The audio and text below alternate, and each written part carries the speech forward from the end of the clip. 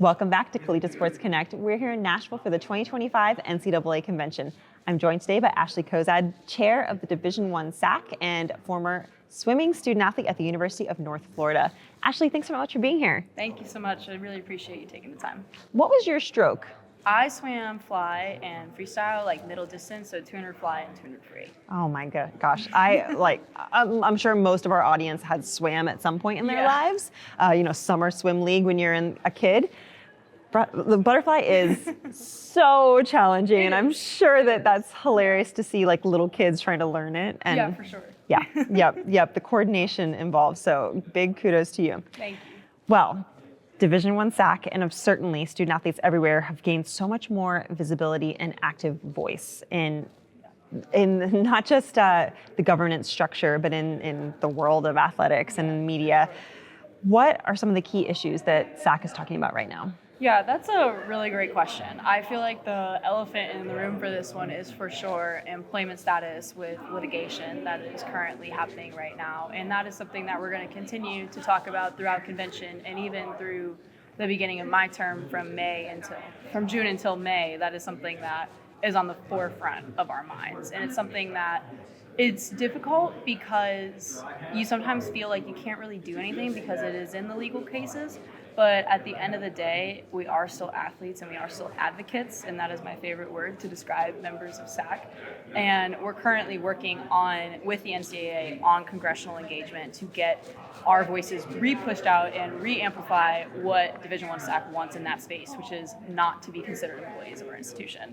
As for something not related to employment status, we're definitely discussing a lot around eligibility models. And currently, the NCAA is doing a complete review of Bylaw 12 for the eligibility review. And something we have been discussing is a 30% redshirt rule for all sports, not necessarily just football. And so we've been continuously talking about that for a couple of months now, and in conjunction with the NCAA, and how we can work together to make eligibility more accessible and more understandable for all student athletes instead of just a select few. And the next big piece, I would say, the big three, is conference engagement. And so currently within Division I at the NCAA level, we have representation on almost every single committee, except for maybe one or two. At the conference level, there is not the same sentiment, and there is a very big gap surrounding student-athlete representation on conference committees and their management councils. So myself at the Atlantic Sun, I'm actually a voting member, but I'm only one of two conferences that does that. So we have been really pushing to have our student-athlete representatives from each conference to engage with their conference liaisons and with their commissioners about how to impact that. And we're really trying to break down that fear that might come with having student-athletes in the room and showing them that, hey, it works at the NCAA. It should work at the conference level as well. So that's a really big push for us.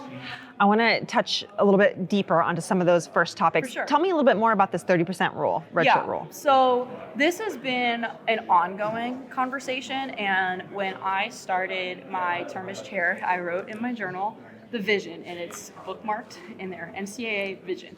And that was something that I really wanted to discuss before I even knew that the NCAA was conducting an eligibility review of Bylaw 12. So I essentially was given the idea from one of our former vice chairs who said, if football has this rule, why does nobody else, except for maybe like a baseball rule here and a wrestling rule there, have this? It makes no sense. And it's something that we have discussed as Division I SAAC. We're like, this is equitable, this is fair, and this is something that we could do. And yes, it would be a little bit different sport per sport. Like, yes, in football it's games, but it might be matches or meets or something along those lines. But those are all nuances that we can figure out. And it just felt right in a sense. It feels like something that is fair and equal. And although there's not necessarily a proposal right now, the eligibility review is continuing to be conducted, and I'm hoping down the line that it's something that we see being pushed forward. Going back to the topic of student-athlete employment, I think the biggest misconception about it is that every student-athlete knows exactly what's in it for them if they were or were not to become employees. What is the reality about the need to educate your fellow student athletes, or how much people actually are aware of the ramifications of, again, the pros and cons of it? And So tell me a little bit about the reality, but also what SAAC can be doing or is doing to further that education. Yeah, and this is a sentiment that I express. So as chair, I sit on, I'm the student athlete representative for the Division I Board of Directors. And back in October when we had our in-person meeting, I was like, student athletes are scared. They're nervous. They're hearing roster cuts. I have colleagues at my institution calling me, they're like, Ashley, I'm gonna get cut. I don't know what's going on. What is this opt-in, opt-out? Like, what does all of this mean?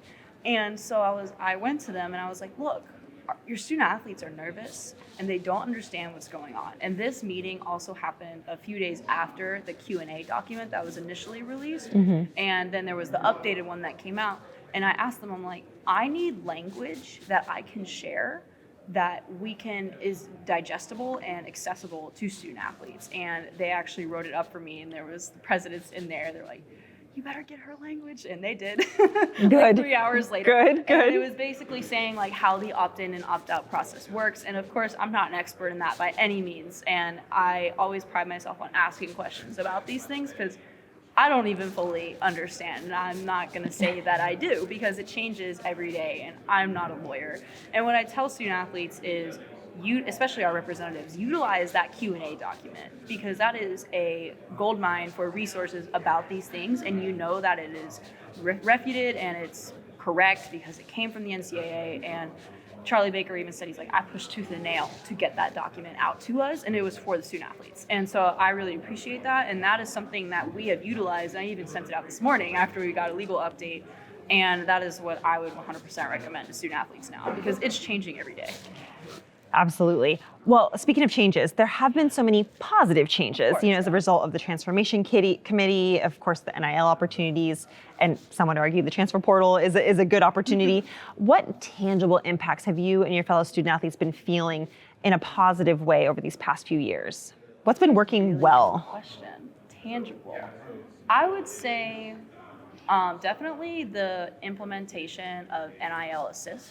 On August 1st, 2024, with that database being rolled out, I'm a big numbers person, shockingly, and I love seeing how they change, and that has been something I've been in Division I SAAC since 2022 that we have been asking for since that time, and that is something very useful and important that we wanted to have. So definitely having those pieces is very important to kind of debunk the mystery behind NIL. And it's like, so-and-so made all this money. I made $5 or whatever it may be. And so that has been really, really impactful. The other one was about sports betting.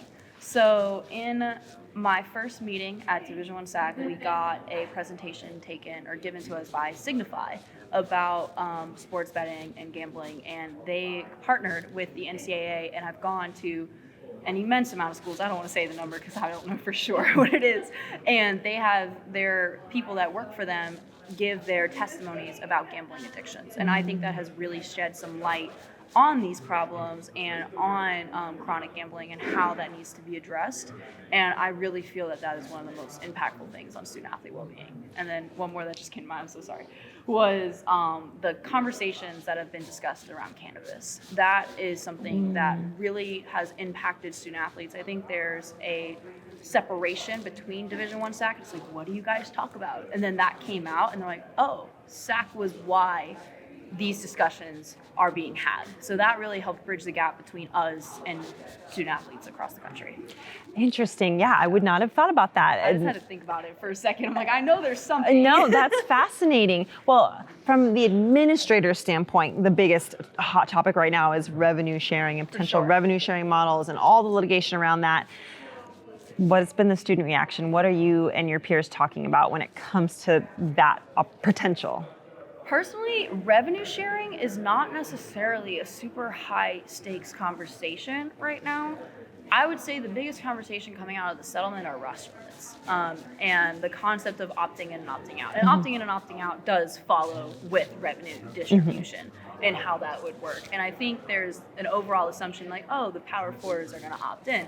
But not necessarily. Like, there are a couple conferences that generate a lot of revenue that aren't in a P4. So I think kind of just dissolving that concept that, oh, we it's only the P4s that are being affected by revenue distribution is what we're discussing. And again, the roster limits and kind of dissolving that fear that, oh, you're not going to get cut from your institution necessarily. Like it's not going to be the case. And that's why right now my colleagues are at the core guarantees talking about those specific things that are going to impact them down the road. As the SAAC chair, it's your role to really amplify the voice of your peers. Yeah.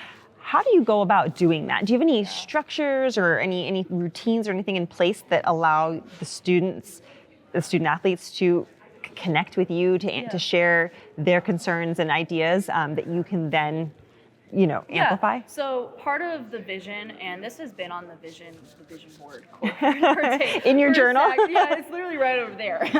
Was we call it bridging the gap. So that's kind of debunking the Division I SAAC to the institutional SAAC. And one thing that we started doing it last year, and I kind of continued that this year. We call it conference tours. And myself and the other two co-vice chairs, Meredith Page and Anthony Egbo Jr., we have split up the conferences based off of our availability and give presentations to those conferences, kind of like, what is Division I SAAC? Who are we? What do we do? What's going on in the NCAA right now? Like a very brief overview. And then, of course, I always leave my contact information and my phone number. And I'm like, if you have a question, get it to your Division I rep. If they don't know the answer, everyone in Division I SAAC has my phone number. And that has been really, really impactful just to kind of get our faces out there. And it's like, oh, that's who is in that room. And kind of being like, hey, I'm a normal human being, just like you.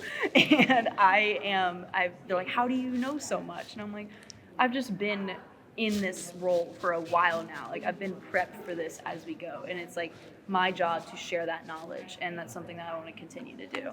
So that is one small piece in that. And we also, I really try to push out newsletters with our every monthly meeting that we have, and just honestly attending SAAC meetings. Like I think last year when I was my conference rep and I was not chair, I went to every institutional conference SAAC meeting. And just getting your face out there is the most important part. It shows, being present shows you care. And obviously I care a lot. So yes, I'm thinking back to my days as a Division I student athlete, and I could not tell you anything about SAAC and the existence of it. I know it existed, but it was very, very far away from me. So kudos to you for trying to bridge that gap, as you said. Well, last few questions here. Talk about some of the proposals that are moving forward and what's, again, we've touched on this a little bit, but what's kind of top of mind in a concrete way right now for you? I think the most exciting proposals are definitely it's going to be voted on in the next 30 minutes, is the introduction of women's wrestling as an emerging sport for women. I think that is so incredible, so exciting, and I hope to see down the line on that they're discussing potentially bringing in women's flag football. So that would be really, really cool to see that happen. And the next big one is for sure the Women's Basketball Revenue Distribution Fund. That is incredible to me, and just seeing how that has evolved with the March Madness tournaments. And I'm just amazed at how women's sports have been amplified in the NCAA over the last year and a half. And it's just incredible to me. The next big one I would say that we're having a lot of discussion over is there's a proposal for women's soccer to increase their season by about 2 weeks. We're probably going to discuss that tomorrow as well as a full group. I know council debated it a little bit today, and then board of directors will vote on it tomorrow. There's a little bit of mixed opinions there, and I'm curious to see what the group is thinking about it right now. But for now, there's not anything super controversial, I'd like to say, that's on the proposal docket. We'll see what happens tomorrow. We'll see. Well, last question for you. You've finished up your master's degree in English. You are teaching right now. Yes. You're a former student athlete swimmer. What's next for you, and how will your experience as a student athlete, and especially as the D1 SAAC chair, how will that impact your decisions and your path forward? I think that's such a great question, because I try to explain, like my kids are like, where are you going for 3 days? Like, why are you leaving us? And I'm like, well, and it's like, it's cool to kind of share athletics with young people, because I have so many of them. I actually coached the swim team at my high school this year. Just sharing that passion moving forward is something that I'm taking with me beyond my SAAC term. And as for the future, I don't know if I'll teach forever, but I definitely love educating, and it's something that I know is very valued. It's something I value, and maybe potentially down the road we'll hit law school, but not quite yet. So yeah. You've got some time for that. And to be a high school teacher, thank you. All the kudos to you for that. We need strong teachers in those classrooms. So Ashley Cozad, former swimming student athlete at UNF and Division I SAAC chair. Thank you so much for being here. I appreciate you taking the time to meet with me.